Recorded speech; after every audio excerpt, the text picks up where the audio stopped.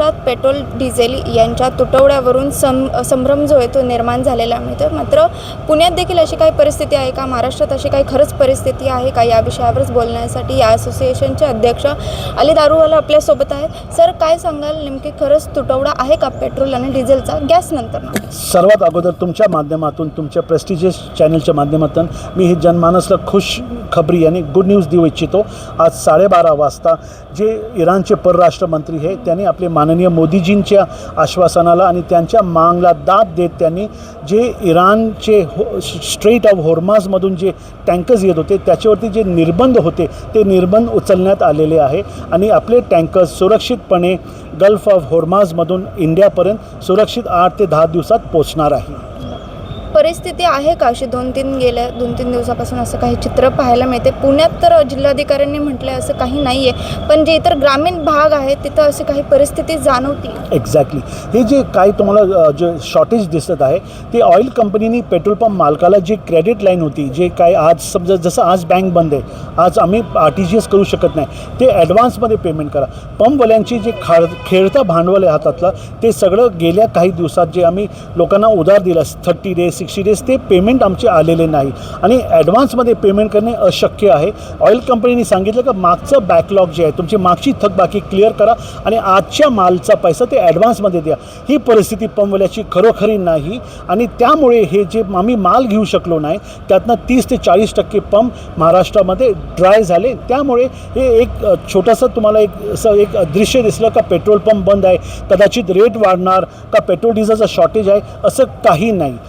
भांडवल नाही म्हणून पंपवाले पंप बंद ठेवलेले, कारण ऑइल कंपनी प्रति लिटर आजच्या तारखेला पेट्रोलमध्ये 50 रुपये आणि डिझेलमध्ये 50 रुपये प्रति लिटर हे विकत असताना त्यांना लॉस होत आहे।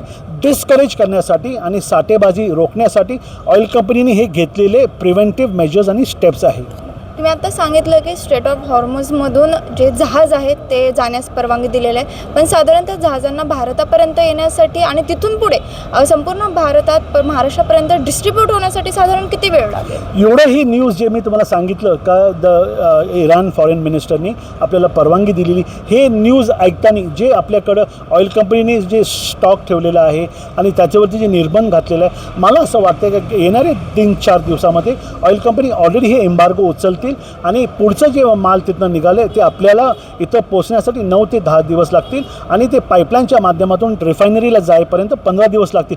पण आपल्याकडे 5 ते 6 महिने पुरेल एवढा पेट्रोल डिझेलचा साठा आहे। आज या क्षणी मी तुम्हाला सांगू इच्छितो, भारताकडे पेट्रोल डिझेल स्टॉक नव्हे, सरप्लस स्टॉक आहे आपल्याकडं। ही आपली देशाची परिस्थिती आहे।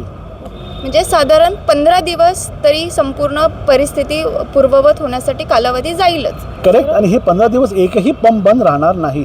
मी आपल्या माध्यमातून आणि पेट्रोलियम मिनिस्ट्रीला रिक्वेस्ट केलेले जे पंपावरती क्रेडिट लाईन जे बंद केलेले आहे ते क्रेडिट लाईन परत सुरू करावी आणि आज दुपारी माझं काही वरिष्ठ अधिकाऱ्यांशी बोलणंही झालं या विषयावरती। नक्कीच जे भांडवल लागतं ते जे डीलर्स असतात त्यांच्याकडे नव्हतं, त्याच्यामुळेच हा जो पेट्रोल डिझेलचा तुटवडा आहे तो पाहायला मिळतोय।